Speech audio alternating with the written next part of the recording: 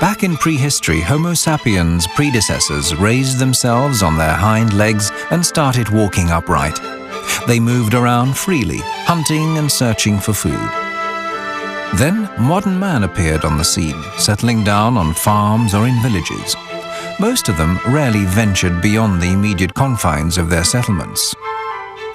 A few hundred years ago, mankind started to set up industries. These grew, and in their wake came new infrastructures and means of transport, among them the automobile omnibus. This enabled people to reclaim their lost freedom of movement.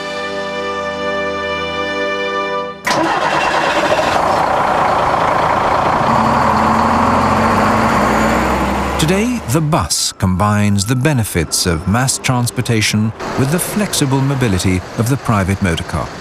It's not only the main means of travel for people of all generations, ranks and nationalities, often it's also the safest, cleanest and most economical means.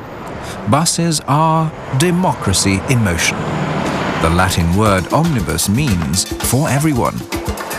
There are vast areas on our Earth where buses make up a major part of the passenger traffic. On the South American continent, for example, routes may cut across several countries, sometimes from coast to coast. The longest regular bus line in the world connects Buenos Aires in Argentina, Santiago, Chile, and Lima in Peru. With 2 drivers taking turns around the clock, a one-way trip takes 4 days. The inner centers of modern large cities are sagging under the strain of traffic. The authorities are trying to ease the pressure and reduce pollution by imposing charges and tolls on private cars. Central urban areas are being reserved for collective and professional vehicles. Increasingly, we are seeing city streets being replanned to make more room for buses, trams, bicycles, and pedestrians. Around half the budget for research and development at Scania is spent on minimizing environmental impact. However, the success of alternative fuels will more than likely be decided by the political process. Success calls for a holistic view of the situation. It's vital that all parties concerned interact: customers, fuel suppliers, authorities, other vehicle manufacturers, and so on. Scania believes that the diesel engine will remain the chief power source for bus transports. With catalytic treatment, particle traps, and exhaust gas recirculation, modern diesels are closing in on most alternatives. We're applying ourselves unceasingly to making them meet ever tougher emission laws. Safety is another major concern of Scania. We run crash tests to verify our design calculations. Our city buses have passed the rollover test specified in European tourist coach regulations, and they match the US standard for side impact protection. What's more, we work hard to make it comfortable and attractive to travel by bus. We provide low-floor entry buses with electronic kneeling devices. We also focus on reduced noise levels inside and outside the bus. We develop heating and ventilation systems that maintain a comfortable indoor climate, regardless of the climate outside. We are continuously improving the ergonomic position and comfort of the driver. All over the world, bus operators are adapting to globalization and national deregulations by restructuring and merging into larger units. Their general aim is to focus on their core businesses, to run their fleets and offer competitive services to their customers, the end users. The fittest will prevail. We are seeing a rising demand for package contracts, for suppliers who take responsibility for the whole deal. A total transport solution may include financing and aftermarket services, warranties and maintenance. One single supplier will then manage the entire life cycle of the bus. Scania can tailor such solutions individually, enabling customers to keep their costs under better control. We aim to achieve close, long-term relationships with them.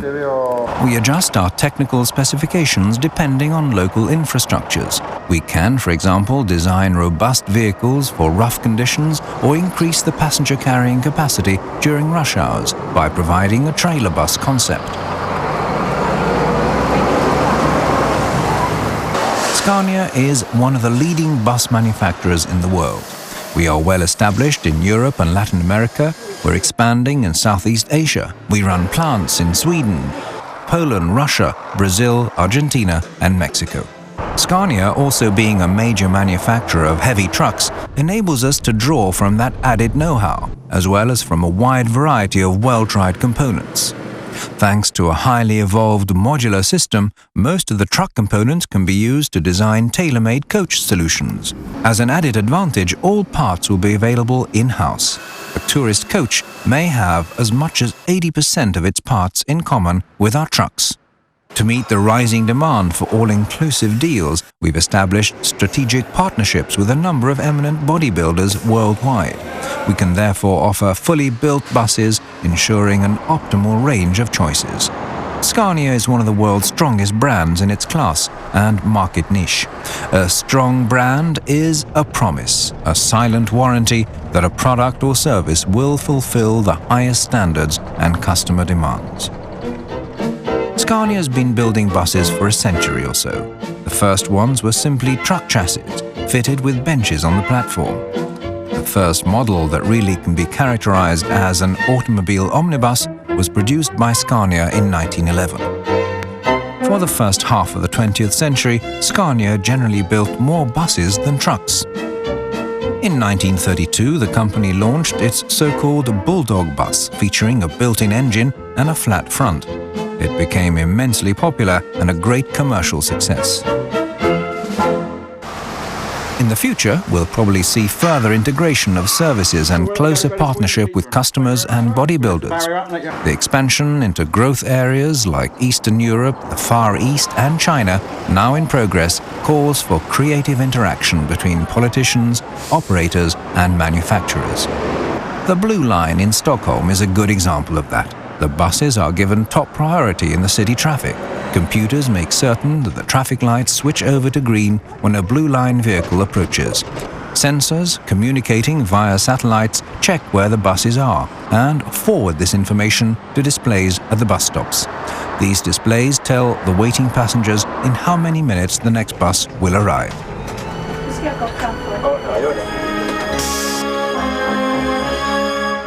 Within 10 years, you may actually be able to hear the silence in the big cities. Low-noise buses and trams may be cruising the streets together with emission-free taxis powered by electricity or fuel cells. Hopefully, the accident rate may then drop, and people will be able to breathe more easily, in both senses of the word. Increasingly, buses will be linked to the global information structure, to geosatellites and wireless internet databases. Smart cards could take you from door to door all over the globe. Computers may sense how many people are waiting at bus stops and navigate the buses according to traffic volumes. Whatever happens, you can be sure that Scania will not miss the bus to the future.